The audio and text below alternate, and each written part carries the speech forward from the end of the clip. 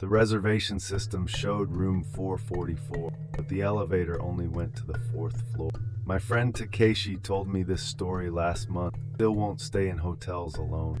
He was visiting Kyoto for business, booked a room at the Sakura Grand Hotel. Nothing fancy, 3 stars, clean reviews online. The front desk clerk handed him a key card without looking up. Room 444, 4th floor. But when the elevator doors opened, only 3 floors were lit.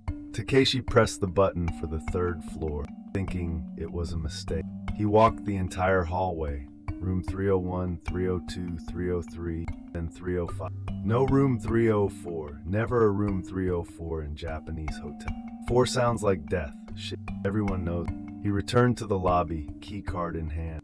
The same clerk looked up this time. Her eyes were different. Wider, too wide. Is there a problem with your room, sir? Takeshi explained about the missing 4th floor. She smiled, that same wide, impossible smile. Please take the elevator to the 4th floor, sir. This time, the button was there. 4th floor, glowing softly in the dim elevator light. The elevator climbed past the 3rd floor and kept going. The doors opened to a hallway that felt wrong. Too long, the ceiling too low, air too thick. Room 441, 442, 443, and there it was. Room 444, the key card beeped, green light. Inside was a perfect hotel room, fresh flowers on the nightstand, pressed sheet, mint on the pillow, but no windows, not one. Takeshi checked his phone, no signal, no Wi-Fi. He tried to leave, door wouldn't open, key card wouldn't work from the inside. He spent 3 days in that room, or what felt like 3 days. Room service appeared on schedule. He never ordered it. On the 3rd night, he woke up in the hotel lobby. Different clerk, normal eyes, morning shift. She looked concerned. Sir, you've been sitting here for 10 minutes. Where's room 444? He asked. She checked her computer, frowned. Sir, this hotel only has 3 floors. Takeshi still has the key card. Sometimes late at night, it glowed. The elevator stopped between the 7th and 8th floors, and the doors opened anyway. This happened to my coworker Yuki during her honeymoon in Hakone. She and her husband were staying at a luxury ryokan overlooking Lake Aka. Traditional architecture, centuries old, impeccable reputation. They were returning from dinner when the elevator malfunctioned, stopped with a gentle jolt between floors. Her husband pressed the emergency button. Nothing. Then the doors slid open. Outside was a hallway that shouldn't exist. Traditional tatami mats, paper sliding doors, soft lantern light. But they were between floors, 7.5 if such a thing existed. Should we get out? Yuki whispered. Her husband stepped forward. The tatami felt real under his feet. The hallway stretched in both directions, impossibly long. Dozens of rooms, each with a number painted in elegant calligraphy. But the numbers made no sense. 75, 76, 77. They chose room 7.5 closest to the elevator. The door slid open with a whisper. Inside was the most beautiful room they'd ever seen. Futons already prepared, hot tea waiting on the low table, a window overlooking Lake Ashi but from an impossible angle. They could see their own ryokan from above, as if floating in space. This is a dream, her husband said, but the tea was warm, real. They spent the night in room 7.5. Best sleep of their lives. Perfect silence, perfect peace. When they woke, they were back in the elevator. 8th floor, doors opening to their actual room. The front desk apologized for the elevator malfunction. Malfunction, Yuki asked. We were only stuck for a few minutes. The clerk looked confused, checked her record. Ma'am, you've been missing for 3 days. They returned home with photos of their honeymoon. But in one picture, taken through the window of room 7.5, you can see 2 figures floating above the ryokan. Yuki says they still get reservation confirmations sometimes. For room 7.5, a room that doesn't exist. She never responds to them, but sometimes she's tempted.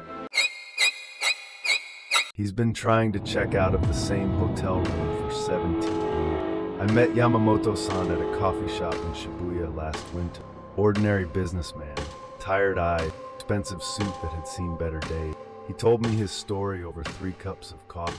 In 2007, he was traveling for work, sales meeting in Osaka. Booked a room at the New Century Hotel near the station. Nothing special, business hotel, 1 night only. Room 1247, 12th floor, corner room with a city view. The next morning, he packed his bag and went to check out, but the front desk clerk shook her head. "I'm sorry, sir. Your reservation is for tonight as well." Yamamoto-san checked his phone, his booking confirmation. One night, December 15th, checkout December 16th. But according to the hotel computer, it was still December 15th. "That's impossible," he said. "I slept here last night." The clerk smiled politely. "Sir, you checked in this morning." He looked around the lobby, same guest, same newspaper. Even the coffee stain on the reception desk was identical. Yamamoto-san returned to his room. Maybe he was confused. Jet lag, stress, long work hours. But in room 1247, his suitcase was unpacked again. Clothes in the dresser, toothbrush by the sink, exactly as he'd arranged them the day before. The next morning, same thing. Still December 15th, still checking in, never checking out. For 17 years, it's been December 15th, 2007. His company thinks he never returned from the business trip. His wife filed a missing person report, but he's been in room 1247 every night since 2007. Sometimes he tries to leave the hotel, takes the elevator to the ground floor, walks through the lobby, but outside is always the same day, same weather, same people. When he tries to go home, he finds himself back in the hotel lobby. "How are you here now?" I asked him in that coffee shop. He smiled sadly. "I'm not. This is just what I do in the afternoon. I come here, tell my story, then return to room 1247. I asked if I could help, call someone, anything." He shook his head. "Tomorrow you won't remember this conversation. Tomorrow will be December 15th, 2007. But I remember everything. And sometimes I wonder, what room am I really in right now?" Every surface in the room was a mirror, but I couldn't see my reflection in any of it. This is my own story. I've never told anyone before tonight. 3 years ago, I was backpacking through rural Hokkaido. Caught in a sudden snowstorm, I found shelter at a small mountain inn. Minshuku style, family run, warm and welcoming. The elderly owner apologized. "Only one room available tonight. The mirror room. Most guests find it unsettling." I was cold, tired, and desperate. "I'll take it." She led me down a narrow hallway to the very back of the inn. The door was unmarked, no room number, just an old brass handle. Inside was impossible. Every surface reflected light. Walls, ceiling, floor, all mirrors. The futon in the center looked like it was floating in space. Infinite reflection, stretching in every direction. But when I stepped inside, I wasn't there.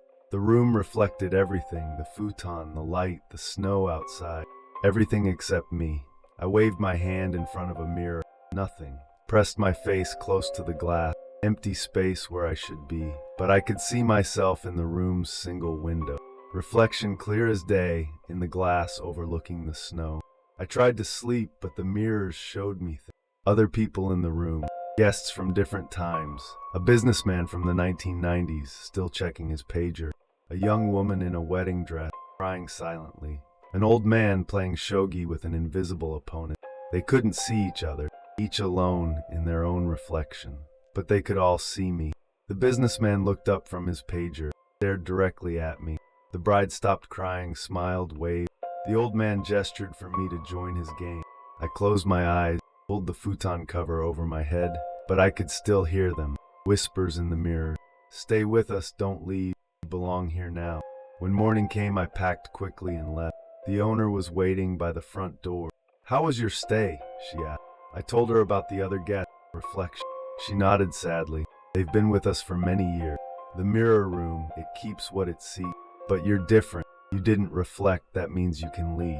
3 years later, I still check mirrors carefully. My reflection is always there now, always clear.